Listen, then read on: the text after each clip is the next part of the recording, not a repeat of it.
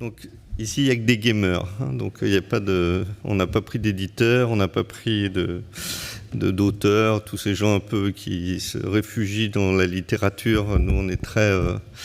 voilà. Non, en fait, je pense que... Donc, je m'appelle Laurent Carpentier, je suis reporter au service culture. Je suis l'auteur d'un énorme succès de librairie qui s'est appelé Un Robinson à la mer. C'était dans un jeu Bookin en 2013, je crois. À part ça, j'ai aucune connaissance en littérature jeunesse. Par contre, j'ai pas mal travaillé sur les questions de numérique au sein du journal Le Monde. Et c'est à ce titre que j'ai été invité à animer ce débat. Pour parler de ce vaste sujet, nous avons 3 heures, c'est ça qu'on m'a dit. Nous avons 3 personnes. Et je vais commencer. Donc Anne-Sophie Steinlein qui s'occupe de YouScribe. YouScribe est une médiathèque en ligne. Ils ont tendance à comparer ça à Netflix, je crois. C'est-à-dire, grosso modo, vous prenez un abonnement et vous pouvez avoir autant de livres que vous voulez en lecture sur tablette, etc., en numérique. Michael Stora est psychanalyste. Il a écrit un livre qui s'appelle le dernier. Enfin, il a écrit plein de livres sur le numérique, mais le dernier s'appelle Réseaux asociaux. Contrairement à ce que laisse entendre son livre, il m'explique qu'il n'est pas du tout contre le numérique. Mais on va parler avec lui de la question du danger éventuellement du numérique. Et enfin, nous avons Jeanne Seignol qui est notre booktubeuse. On a une influenceuse ici. Voilà, et qui est par ailleurs journaliste, en fait, au départ de formation, et donc qui travaille pas mal sur sa chaîne YouTube à faire des documentaires. Notamment, il y en avait un qui avait été assez remarqué sur le fait que, finalement, les enfants dont on disait qu'ils ne lisaient pas, lisaient plutôt pas mal, en fait, plus qu'on imaginait, et notamment grâce à des livres comme les mangas qu'on avait tendance à ne pas mettre dans le chose. Voilà, donc je pense que l'année dernière, TikTok, c'est d'ailleurs pour ça qu'on m'avait appelé après un papier que j'avais fait sur TikTok, il y a eu beaucoup de papiers sur BookTok, etc., les succès. Je pense que TikTok a fait prendre conscience à beaucoup de gens que le numérique était là, que c'était désormais... un outil de propagande, de diffusion, propagande c'est pas le bon mot, de diffusion de la littérature, qu'elle soit jeunesse ou pas. Après, on a un problème de définition, après je vais arrêter de parler, c'est eux qui vont parler. On a un problème de définition de ce qu'est la littérature jeunesse, car là, on a beaucoup parlé dans la première table ronde de ce que j'ai entendu de lecteurs qui sont beaucoup plus jeunes, qui sont le segment un peu avant 10 ans. Je pense que TikTok était essentiellement important sur une littérature jeunesse, disons adolescente plutôt, avec notamment les dark romances qui ont explosé chez les éditeurs. Mais ce qu'on a vu, c'est que toutes les maisons d'édition se sont mises au numérique, se sont mises à TikTok, etc. Et que se battre contre ça est un peu compliqué. Mais on va y revenir. Donc je vais commencer par Jeanne Seignol. Voilà justement, donc comment tu peux nous dire comment tu vois, en quoi le numérique a-t-il changé la donne, et est-ce qu'on voit de nouveaux types de lecture, de nouveaux lecteurs, de nouveaux types de lecture? Grande question. Déjà, bonjour, merci beaucoup de m'avoir invitée. Très grande question, mais je vais peut-être rebondir sur ce que tu disais par rapport à TikTok, puisque c'est un peu un de mes sujets de prédilection. J'ai fait un documentaire justement pour m'intéresser à ce réseau social, puisque je trouvais qu'il venait quand même bouleverser quelque chose qu'on n'avait pas vu tant que ça avance sur les réseaux sociaux, avec quand même une nouvelle génération de lecteurs qui arrivait et qui était quand même assez dominante. Je pense que ce qu'on remarque sur le numérique, c'est que clairement les jeunes lisent. Donc déjà, ça, c'est la bonne nouvelle. Et peut-être on voit aussi certains types de littérature qui étaient moins visibles avant, peut-être moins mis en avant aussi dans les médias traditionnels. J'en avais discuté dans mon documentaire avec Augustin Trapenard. Et justement, c'est lui qui en parlait, de dire, en fait, c'est des que ce soit la new romance, la dark romance, mais même la littérature jeunesse de manière générale, c'est des littératures, ou plutôt la littérature ado, je dirais, c'est des lectures qu'on n'avait pas trop l'habitude de voir. Et ce qui est intéressant, c'est qu'on se rend compte qu'en fait, grâce à TikTok, en tout cas, via cette plateforme qui a surtout explosé au moment du confinement, puisque les jeunes n'avaient pas grand-chose à faire, donc c'était le moment de découvrir cette plateforme. Il y a beaucoup de jeunes qui se sont rendus compte que en fait, le livre, ça pouvait être autre chose que ce qu'ils lisaient en cours. Et je pense que, je parle en tout cas de mon côté, mais peut-être que vous l'avez expérimenté aussi, ce moment un peu des lectures obligatoires, où on commence à se détacher un peu de la lecture et où on a clairement moins envie de se mettre dans un bouquin. Et il y a beaucoup de jeunes qui témoignent sur TikTok et qui disent « Ah, mais moi, je me suis rendu compte qu'en fait, les livres, ça pouvait être fun, que ça peut être des personnages qui me ressemblent, qui ont mon âge, qui ont des problématiques qui me ressemblent également. » Et donc, je pense que c'est ça qui a changé, en tout cas avec le numérique, c'est beaucoup de jeunes qui, grâce à d'autres jeunes, ont découvert des livres qui pouvaient leur plaire et qui, surtout, sont devenus un peu ces porte-paroles et qui osent prendre la parole très simplement pour dire « moi, j'ai aimé un livre, je vais vous en parler ». Alors qu'avant, avec YouTube, c'était quand même un tout petit peu plus compliqué, déjà d'un point de vue technique. Sur Instagram, on était un peu plus sur des photos où il y avait du texte, etc. Alors qu'avec TikTok, c'est juste on prend son téléphone, parfois on se filme en train de pleurer et on dit « je vais vous parler de ce livre que j'ai aimé ». Donc il y a aussi une forme de spontanéité qui est arrivée, qui était peut-être moins là avant. Et où du coup je pense que ce que les gens cherchent en tout cas les jeunes et même les moins jeunes d'ailleurs, ce qu'ils cherchent sur les réseaux sociaux quand il est question de recommandations littéraires, c'est beaucoup du ressenti. Et de se dire, ok, je vois cette meuf qui a pleuré pendant 20 minutes après avoir lu ce livre, moi aussi je veux être dans le même état qu'elle après. Ça peut paraître un peu bizarre, mais parfois c'est ce qu'on cherche. Et donc il y a aussi ce contact peut-être plus de 1 à 1 où on a l'impression d'être plus proche de la personne qui va nous recommander un livre parce qu'on est plus sur les émotions. Je ne sais pas si ça répond à ta question. Absolument, absolument. Et je continue là-dessus. Donc, jusqu'à il y a 6 mois, être influenceuse, c'était quelque chose qui était un peu parallèle dans ta carrière. Maintenant, tu as décidé d'en faire carrément ta profession. Tu animes maintenant le Arte Book Club une fois par mois sur Twitch et avec d'autres garçons qui ont d'autres influenceurs du MOOC. Et j'ai vu une de leurs vidéos qui m'a beaucoup interpellé sur le livre de poche. Ils sont revenus sur l'histoire du livre de poche qui est très intéressant et comment le livre de poche avait amené à la fois quelque chose de positif, les deux sont positifs, mais disons 2 évolutions. D'abord la démocratisation, mais aussi au même moment il y avait des refus des grands romanciers qui disaient je refuse le livre de poche car ça change complètement la lecture. Et effectivement, dans leur vidéo, on comprend très bien qu'avec le livre de poche, d'un seul coup, on s'est mis à arrêter de relire les livres, qu'on a perdu en ne relisant pas les livres, on relisait différemment, quand on relisait les livres, on voyait autre chose. Quand on a relu 10 fois Les 3 Mousquetaires, c'est pas la même histoire qu'on lit, etc. Donc, il raconte bien ça, et j'ai l'impression que le numérique nous amène justement à une autre façon de lire. Et je pense que les progrès technologiques, au-delà du numérique, moi par exemple, je ne connais pas beaucoup d'ados qui lisent sur tablette, je n'en connais pas un seul.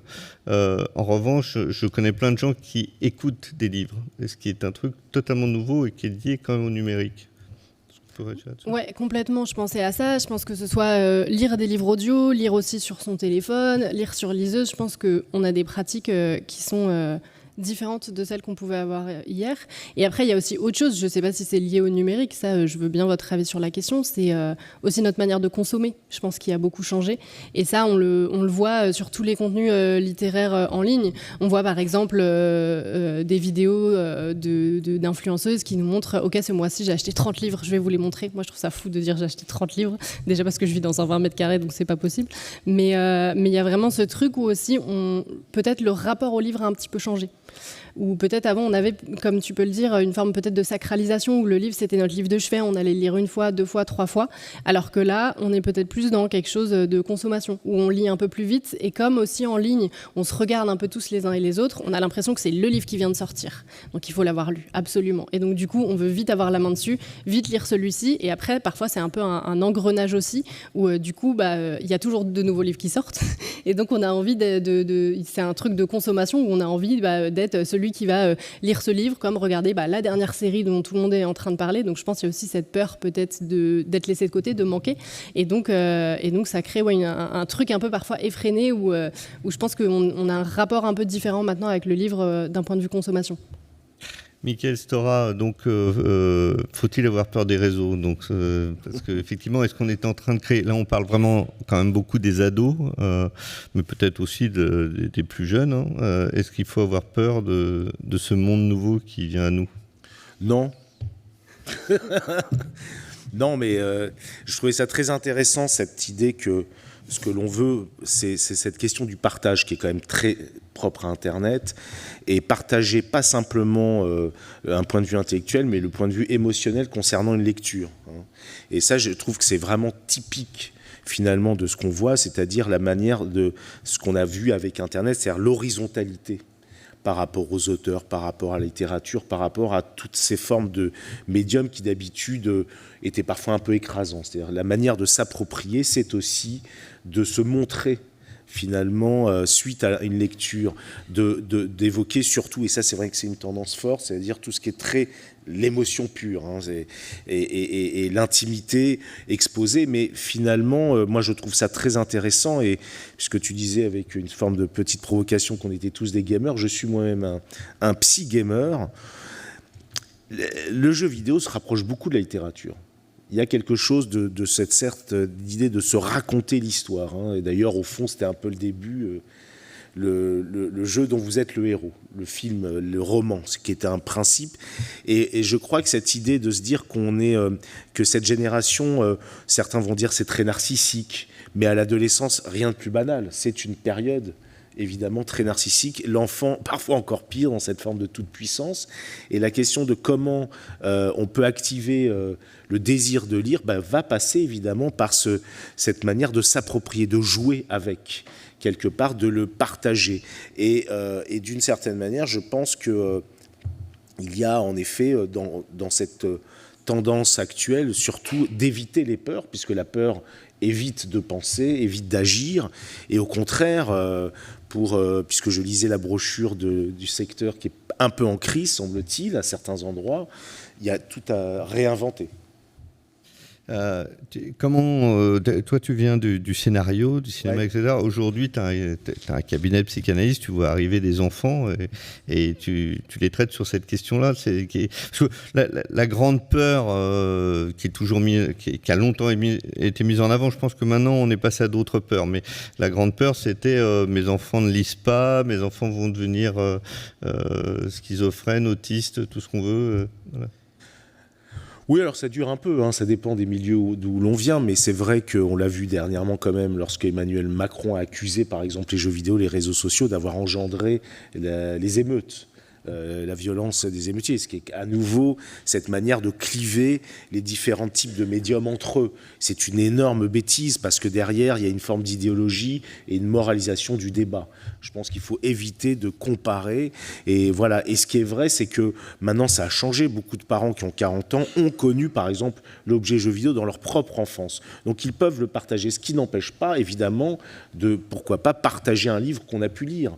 Je crois qu'on ne peut pas opposer les médiums aux autres, et au contraire, c'est plutôt comment est-ce que les uns peuvent s'enrichir. Et moi qui connais un peu, en tout cas, certains grands jeux vidéo, j'étais même toujours un peu intrigué que personne n'ait imaginé faire des livres autour de certains jeux, comme une manière de continuer l'expérience. Il y a énormément de choses à imaginer, et c'est vrai que lorsque dans un jeu vidéo je me retrouve face à un énorme château, je peux l'envisager sous différents types d'angles, ce qui me permet de me raconter une histoire, ce qui va favoriser les processus d'identification au lecteur beaucoup plus, avec une certaine puissance immersive, parfois plus qu'au cinéma, même si on me raconte aussi une histoire. Mais je pense que dans petite enfance, en tout cas, il y a pas mal de livres qui jouent sur ce jeu-là, d'avancer, de reculer, etc. Je pense que dans les auteurs, c'est mon avis, dans les auteurs de jeunesse, il y a des auteurs qui sont eux aussi passés par le jeu vidéo et qui ont intégré ces choses-là. Anne-Sophie Steinlein, vous, donc, à la tête de YouScript, je disais que, justement, je le compare à Netflix, vous le comparez à Netflix, votre fondateur, Juan Pirlo, le compare à Netflix. Donc, comment est-ce que ça marche, YouScript? C'est une médiathèque en ligne. Tout à fait, c'est une bibliothèque en ligne qui essaye de faire ce pari justement de concilier le numérique et la lecture. Parce qu'on est parti du constat que, surtout dans un certain nombre de pays, on est dans un débat très franco-français jusqu'à présent dans la matinée, donc je vais un peu aborder un point de vue plus international sur notamment l'idée de littérature, ce continent sans frontières, parce que la particularité de YouScribe, c'est d'être non seulement une médiathèque ou une bibliothèque numérique, qui permet du coup de transcender les frontières, les espaces, et donc de faire rayonner le livre de manière plus globale au-delà des frontières, mais surtout de répondre à une question d'accessibilité et de démocratisation de la lecture. On a parlé de la jeunesse qui se sent peut-être, précédemment on en parlait avec Jeanne, parfois un peu matraquée par les lectures sérieuses et qui trouve que la lecture jeunesse ou la dark romance ne trouve pas sa place dans cet environnement-là. Le numérique permet un peu de se dédouaner de cette pression. Mais quand on pense à des pays comme la Côte d'Ivoire ou le Sénégal ou le Maroc, une question simple se pose, combien de bibliothèques, combien de librairies pour l'intégralité de ces pays-là ? Et la réponse est assez simple, il y en a très peu. En Côte d'Ivoire, il y a 15 librairies pour l'intégralité du pays. Pour la question des bibliothèques, c'est un peu semblable. En bibliothèque, on a 7000 bibliothèques en France. En Afrique de l'Ouest, c'est une bibliothèque pour 7000 habitants. Et en Afrique de l'Ouest, c'est une bibliothèque pour 1 350 000 habitants. Et donc, tout le projet de YouScribe, ça a été de penser le numérique comme une opportunité de rendre accessible la lecture via un modèle d'abonnement et également un prix et un paiement adapté. On est présent aujourd'hui dans 13 pays grâce à des partenariats avec des opérateurs téléphoniques qui permettent à tout lecteur de s'abonner à la bibliothèque avec du crédit téléphonique, ce qui est assez original, mais qui permet justement de donner accès à du livre audio, à des titres de presse pour une somme qui est plus proche des 15 centimes d'euros la journée, plutôt que les 10 euros qu'on peut trouver en bibliothèque. Mais en quoi ça concerne la jeunesse, justement ? C'est quoi votre segment jeunesse là-dedans ? Parce que... Le segment jeunesse, il y a deux réponses. D'une part, le continent africain est un continent très jeune. Aujourd'hui, la moyenne d'âge est de 20 ans. L'âge médian, pour une France, par exemple, où l'âge médian est à 40 ans. Donc, la population africaine est très jeune. Et d'autre part, en 2050, 85% des francophones seront basés sur le continent africain. Donc, répondre à cette question de démocratisation, d'accès à la lecture, c'est également accompagner ces jeunes-là vers plus de possibilités, une éducation. C'est vraiment répondre à cette question de démocratisation des usages. Mais quel type de livres ils prennent ? Est-ce que c'est pas des livres principalement scolaires ? Il y a une part de livres scolaires, mais il y a également toute une part de littérature jeunesse, surtout audio. D'ailleurs, on remarque une tendance de l'audio qui est en train de se démarquer de plus en plus. Je dirais qu'il y a 3 tendances principales. La première, ça va être vraiment plutôt le roman et qui s'adresse à des adolescents. La deuxième tendance, c'est effectivement le scolaire, le parascolaire, tout ce qui est attrait à l'éducation. Et la troisième tendance, ça va être un peu plus de l'ordre des BD, des mangas, de tout ce qui est lecture de loisirs sur de nouveaux supports. Jeanne Seignol, donc vous avez grandi à Sevran, en grande partie, et à la médiathèque de Sevran. J'avais d'ailleurs été faire un tour une fois. Et ils font une grosse activité.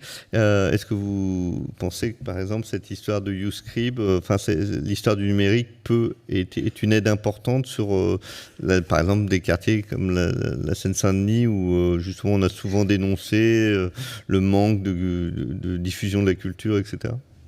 Je pense que ça peut s'appliquer partout. Pas seulement à la Seine-Saint-Denis de toute manière.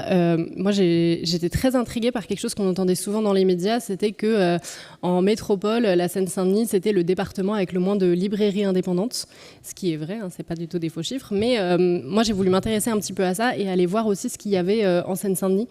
Donc, je suis allée rencontrer des libraires indépendants, mais pas que. Par exemple, on parle pas trop des Puces de Saint-Ouen, alors qu'il y a énormément de libraires, juste c'est des libraires d'occasion.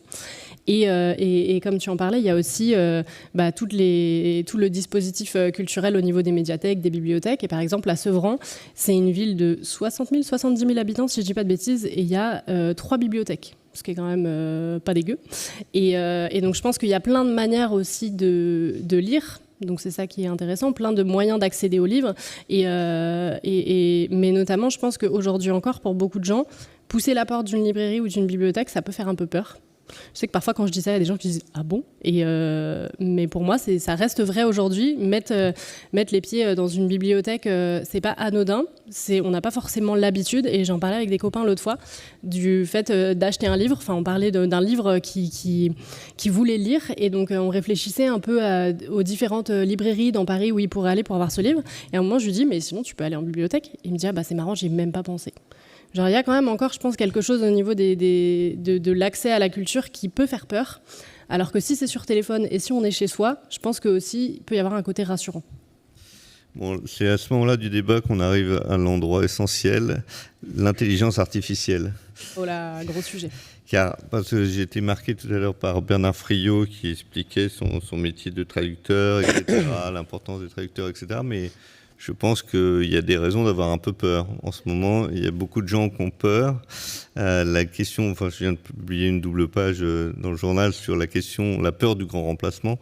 Du grand remplacement, le terme n'est pas anodin puisque c'est zémourien, c'est civilisationnel, c'est une espèce de peur en dessous, mais qui est liée en ce moment justement au numérique et à l'IA. L'intelligence artificielle. Est-ce que c'est quelque chose que... moi, d'une certaine façon, j'aimerais entendre la salle là-dessus parce que ça m'intéresse en retour, mais on aura prise de parole après, mais j'aimerais bien un peu votre avis sur la question de l'IA, aux uns aux autres. Est-ce que ça va remplacer vos métiers ? On n'espère pas. On n'espère pas, mais je pense que déjà personne n'est à l'abri. C'est un sujet qui me fascine aussi. Je suis en train de faire un documentaire dessus, donc clairement tu me lances sur un sujet où je peux parler pendant des heures.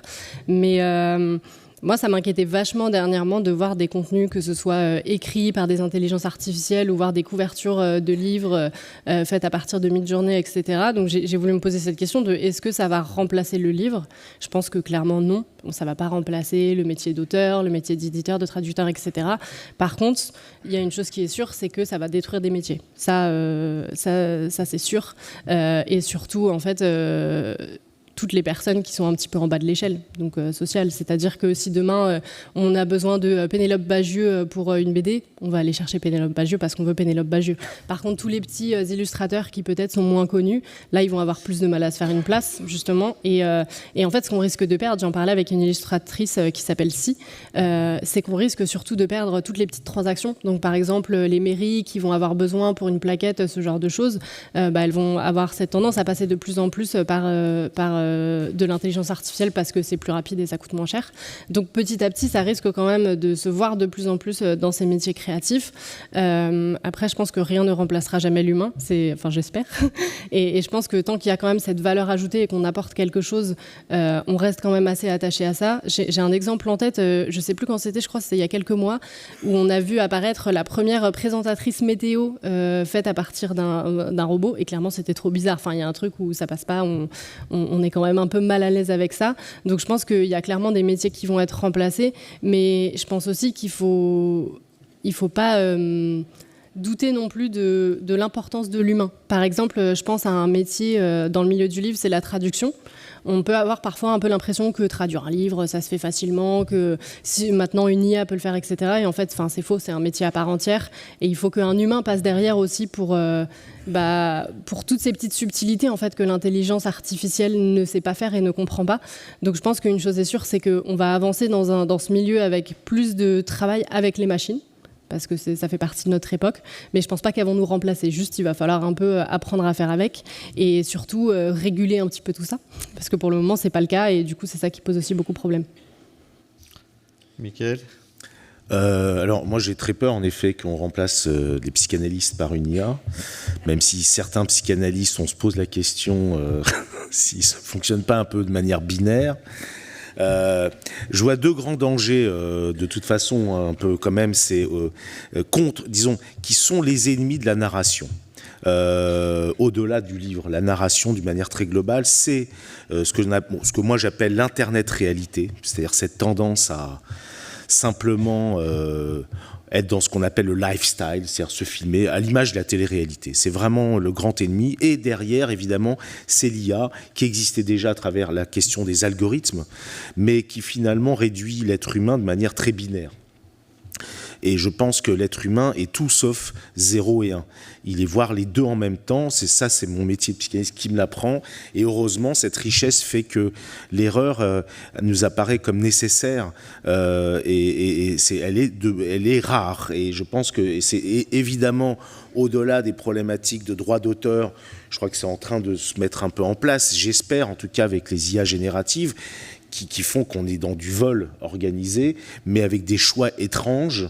Et c'est vrai que je commence à percevoir certains qui maintenant utilisent de plus en plus l'IA pour nous présenter des choses, et je dirais qu'étonnamment, eux-mêmes le présentant, s'appauvrissent, vraiment. Je crois beaucoup, lorsqu'on commence à jouer avec l'IA, c'est toujours amusant d'y aller et de lui demander quel type de sens de l'humour il a, ou même d'une manière globale, est-ce qu'il a une forme d'humanité.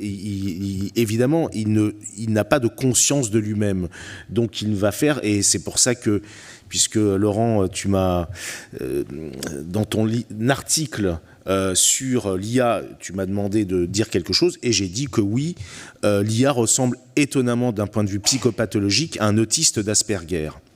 Ce qui est un peu provocateur, mais parce que je connais bien cette pathologie, et qu'en effet, cette question de l'incapacité à pouvoir comprendre l'empathie ou toutes ces choses-là est propre à l'IA, et je pense que même si on tente d'améliorer un maximum cette IA, elle restera de toute façon pauvre. Anne-Sophie, Netflix fait déjà appel à des algorithmes, donc vous faites appel à des algorithmes, j'imagine que vous mettez en avant des... Tout à fait. Je pense qu'effectivement, on doit être conscient de tous les dangers, entre guillemets, que ça peut représenter, ou du moins des défis. Mais finalement, l'intelligence artificielle, c'est surtout une chose, c'est un outil. Et c'est un outil qui peut être au service des éditeurs, un outil qui peut être au service des auteurs, un outil qui peut être au service d'une plateforme de diffusion comme la nôtre. Pour donner un exemple très concret, on a monté un projet récemment qui intègre justement des composantes d'intelligence artificielle, un projet dans le cadre d'un appel d'offres du ministère de la Culture français et du ministère de la Culture québécois, dont le but était de travailler la représentativité et la visibilité des contenus francophones dans le monde. L'intelligence artificielle, dans ce contexte-là, permet de créer automatiquement des jeux de métadonnées en fonction des titres et en fonction des environnements culturels. On imagine un titre qui, en France, comporte des métadonnées du français de métropole, et qu'un utilisateur français recherchera avec des données particulières, ce titre aura plus de facilité d'être découvert grâce à ce jeu de métadonnées créé artificiellement, ou disons intelligemment par une intelligence artificielle.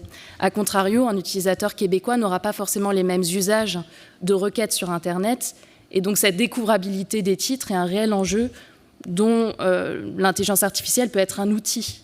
Donc pour moi, l'intelligence artificielle est à prendre avec des pincettes, mais à mon avis peut porter aussi des opportunités pour différents types de métiers, pour faciliter aussi un certain nombre de choses, et pour travailler toujours cette notion de découvrabilité, d'accessibilité des contenus. Comme les gamers sont sur scène et que les éditeurs et les auteurs ne sont pas sur scène, et que j'aimerais bien les entendre sur cette question, parce que c'est eux que ça concerne d'abord, on va passer aux questions. Juste avant, j'ai quand même demandé à quelqu'un qui n'était pas là de faire une sorte de petite conclusion que je vais vous lire. En définitive, le numérique ne doit pas être perçu comme une menace pour la littérature jeunesse, mais plutôt comme une opportunité de l'enrichir et de la rendre plus accessible, tout en préservant l'amour intemporel de la lecture. En équilibrant judicieusement l'utilisation du numérique avec les pratiques de lecture traditionnelles, nous pouvons garantir que la littérature jeunesse continue de grandir et d'inspirer les générations futures. Vous l'aurez compris, c'est ChatGPT qui m'a écrit ça. Maintenant, la parole est à la salle. C'est la question. Ah, le piège. Oui.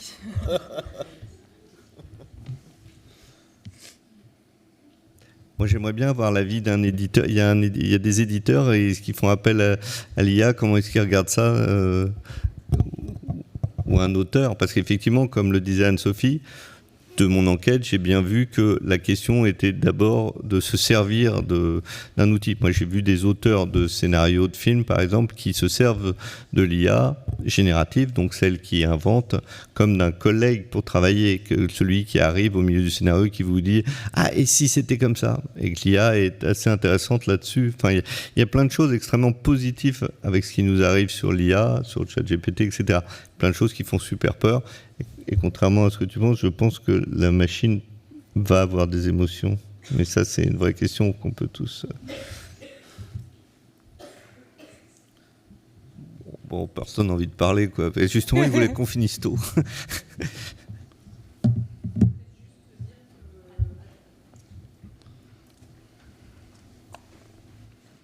Hélène 1, 2, non. Si.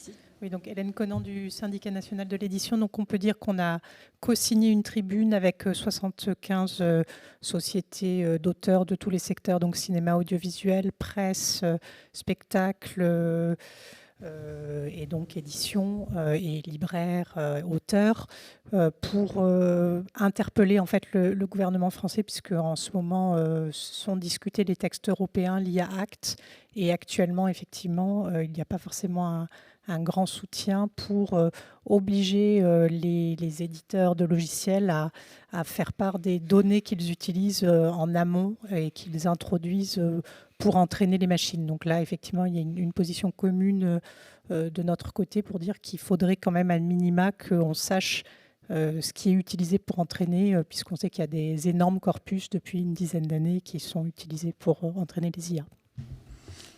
Quelqu'un veut intervenir dessus ? Ouais, je trouve ça très intéressant. En ce moment, justement, il y a donc à l'initiative d'Elisabeth Borne, dans un certain nombre de ministères, s'est mis en place des commissions. Il y en a une rue de Valois, au ministère de la Culture, avec 4 personnes.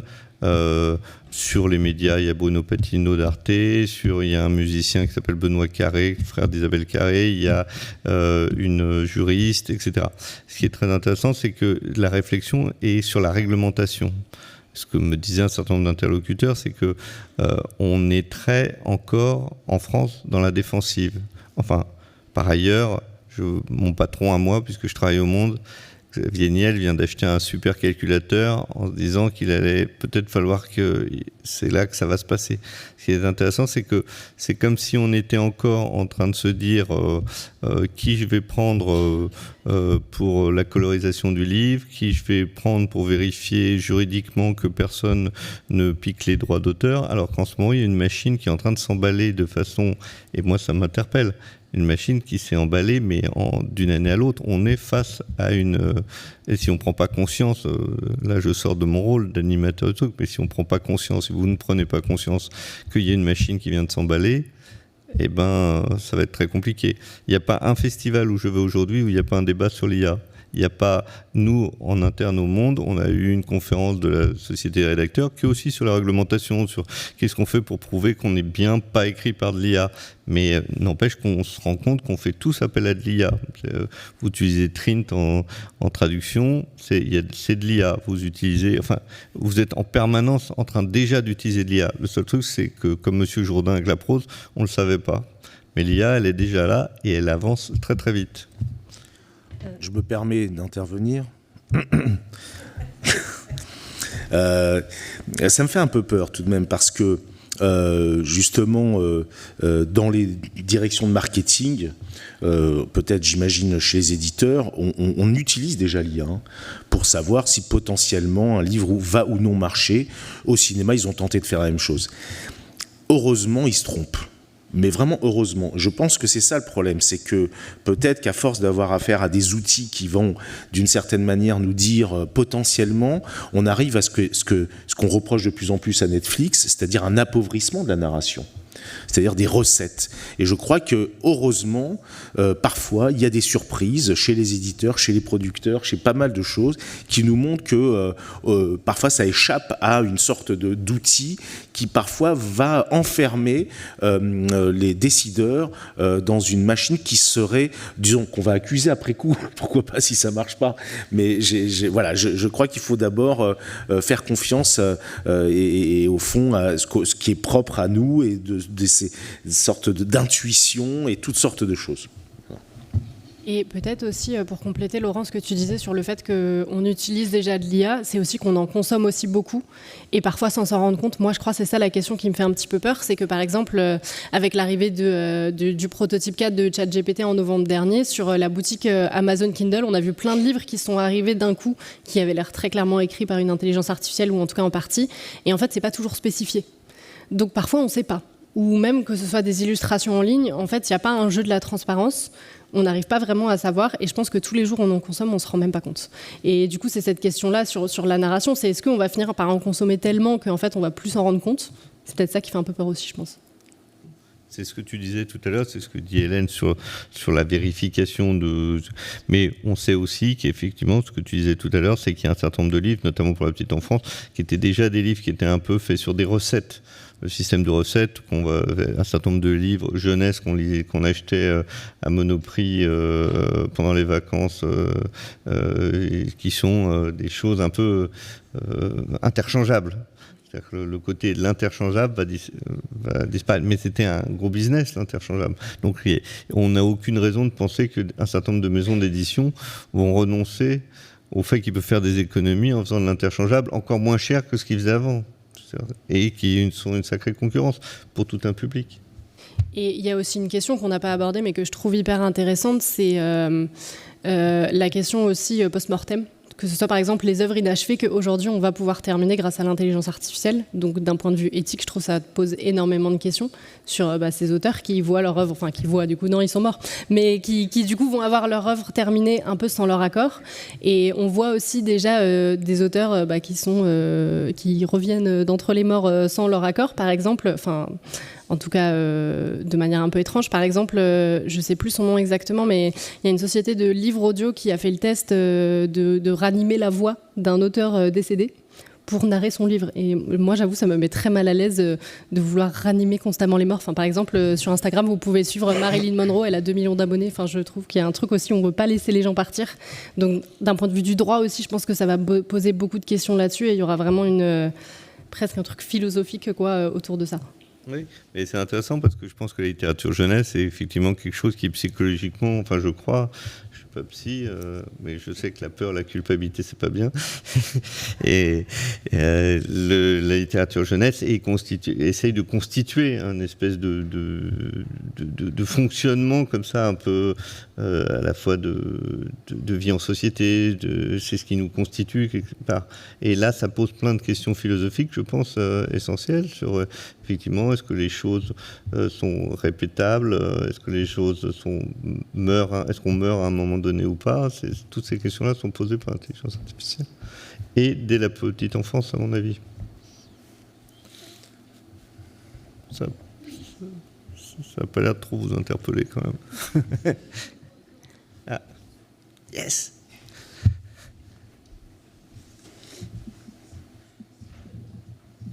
On a 10 minutes.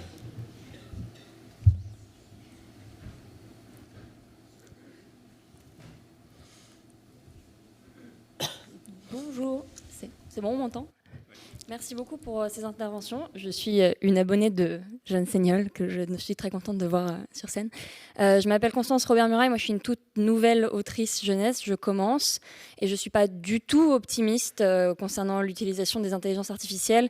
Je rencontre parfois des auteurs et des autrices de ma génération ou plus âgés qui me disent qu'ils sont très contents de converser avec ChatGPT pour faire des recherches sur des sujets, etc. et pour travailler aussi des points de narration. Moi, je trouve qu'à 2 égards, c'est complètement scier la branche sur laquelle on est assis en tant que créatif. Premier égard, c'est que on est en train d'entraîner ChatGPT à faire notre travail à notre place, en passant du temps avec lui. Et ensuite, deuxième égard, c'est que chacune de ces requêtes a un coût écologique astronomique. Que produire du contenu par IA, c'est très très coûteux écologiquement. J'enfonce des portes ouvertes, c'est juste que ça n'a pas été dit aujourd'hui. Tout le monde le sait, je pense, mais voilà, je tiens à le rappeler que c'est quand même une catastrophe écologique d'utiliser l'IA au quotidien et que chaque requête qu'on fait constitue de ce point de vue-là un énorme gâchis. Les cerveaux fonctionnent à peu près à basse émission carbone et donc il faut essayer de privilégier ça. Et l'autre point, c'est que ChatGPT crée aussi énormément de désinformation, qu'on est dans un Internet qui est de plus en plus flou en termes de véracité des contenus, que c'est très difficile maintenant de double, triple, quadruple fact-checker ce qu'on trouve sur Internet, et que toutes ces intelligences artificielles ne vont pas systématiquement suggérer en priorité les contenus qui ont été vérifiés et sourcés. Donc vraiment, en tant que créative, ça me fait très peur, et j'encourage tous les jeunes créatifs et créatives à se tenir à distance de ces technologies, même si c'est peut-être un peu vieux jeu de ma part. Voilà. Mais est-ce que ça a transformé votre façon, cela dit, tout en étant vieux jeu, de travailler, l'air de rien? Parce que moi, ce que je remarque, par exemple, c'est qu'avec les technologies nous changent. C'est-à-dire qu'on a l'impression, je pense que la société va 10 fois plus vite qu'avant, y compris la culture va 10 fois plus vite qu'avant. Si vous regardez African Queen aujourd'hui, qui était un film d'aventure, vous emmerdez un petit peu. Fred Bogart a beau faire tout ce qu'il veut, c'est très lent. On n'est plus habitué à la lenteur. Les jeunes, j'avais fait une enquête là-dessus, des jeunes que j'interrogeais, qui écoutaient des livres, qui écoutent beaucoup, ils mettent en accéléré, puisque maintenant la technologie nous permet d'aller, et ils vont jusqu'à 2 fois la vitesse, ce qui est totalement... vous écouterez déjà qu'on parle très vite, parce qu'on a peur, et donc on parle très vite. Si vous écoutez cette émission en accéléré sur YouTube, si ça passe sur YouTube après, vous vous rendrez compte qu'on peut écouter très très très rapidement. Donc le monde change, le lecteur change, l'enfant lit pas de la même manière. D'ailleurs, l'enfant réclame d'avoir en même temps, je sais pas moi, j'ai un petit-fils qui a 5 ans, il peut regarder un truc en même temps qu'il lit quelque chose. Je veux dire, cette espèce de... On n'est plus du tout les mêmes qu'on était. Et donc je me demande si en tant qu'auteur, ça a changé votre façon d'être. Alors moi, je reste une personne de ma génération, donc c'est vrai que j'ai des contradictions internes, et je regarde des vidéos en 1,5 sous ma douche à peu près tous les jours. Donc oui, effectivement, on est très accéléré. Moi, ce qui est formidable avec Internet, parce que je l'utilise quand même pas mal, c'est que ça me donne un accès incroyable en termes de ressources. Actuellement, je coécris un roman historique, et c'est vrai que j'aurais pas accès à l'intégralité de Gallica sur mon ordinateur, par exemple. Je serais bien embêtée pour aller chercher des sources sur le 19e siècle français, même s'il y en a dans ma petite médiathèque de romans sur Isère chez moi, mais voilà. Donc ça me donne accès à énormément de matériaux. J'avoue que je privilégie du matériau universitaire pour mes recherches, parce que j'ai peur de justement diffuser des fausses informations dans un roman historique. Donc je pense qu'on n'écrit plus du tout du roman historique de la même manière aujourd'hui qu'il y a 20 ans ou 40 ans, et notamment parce qu'on va se faire aussi fact-checker derrière par des gens qui ont la possibilité de vérifier que ce qu'on raconte, c'est pas n'importe quoi. À commencer par nos correcteurs qui font un super bon travail de ce point de vue-là.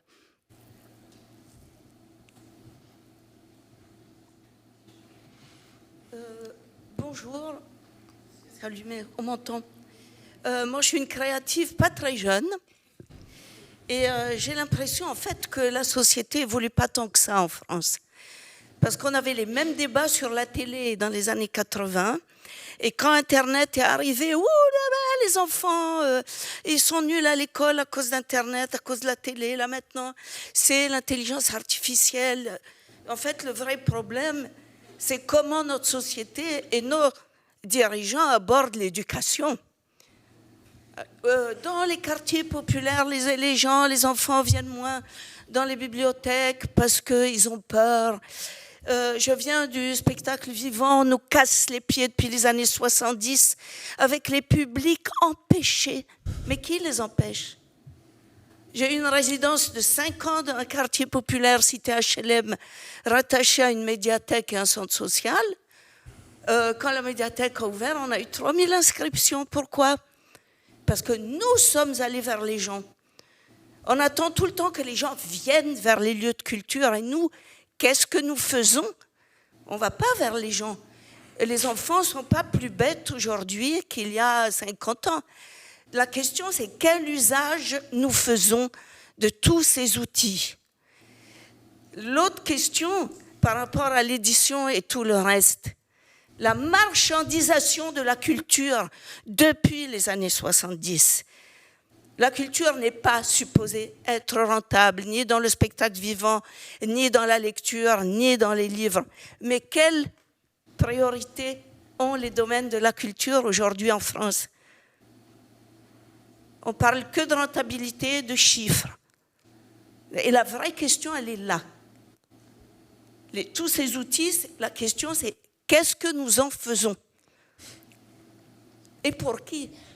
À quoi sert d'écrire un livre? Moi, je m'en fous du livre.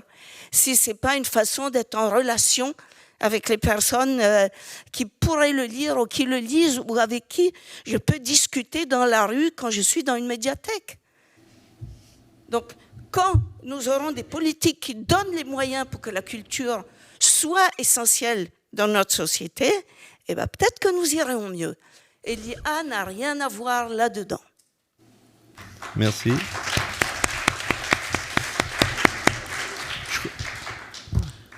Il y a une autre question là-haut.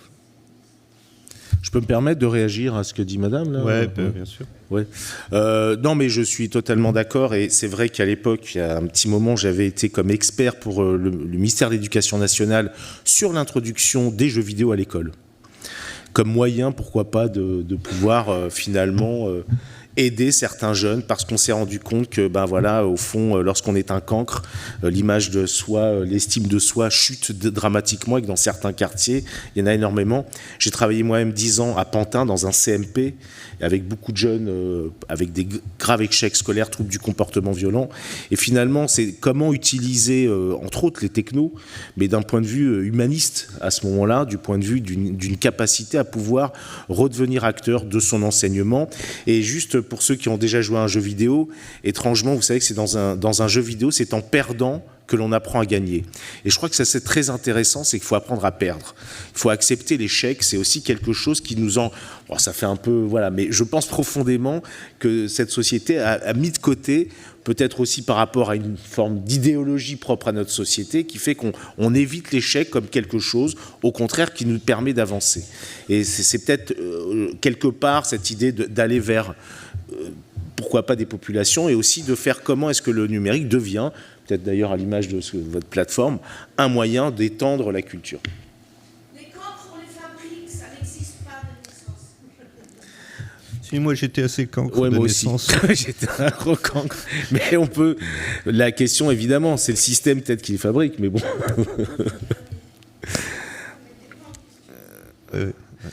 Madame?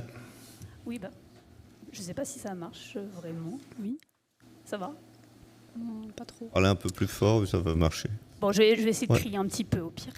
C'est gentil. Merci à Madame d'avoir replacé quand même un petit peu effectivement d'art, de culture, de juste répartition aussi des richesses dans le débat. Pourquoi est-ce que je parle de ça? Parce que l'IA, ça pose aussi la question de la rémunération des auteurs. Je ne sais pas si vous avez entendu parler. Moi, j'apporte cette anecdote vraiment... parce que ça m'est tombé dessus vraiment un petit peu par hasard. Je suis prestataire édito, je travaille pour des maisons d'édition, je fais du suivi d'ouvrage, mais je suis aussi agent littéraire. Donc je travaille pas mal avec du coup des auteurs pour proposer ensuite leurs projets à des maisons d'édition. Il y a un de mes auteurs justement qui est tombé sur... j'ai retrouvé le nom justement. Oui, je vais faire de mon mieux, madame.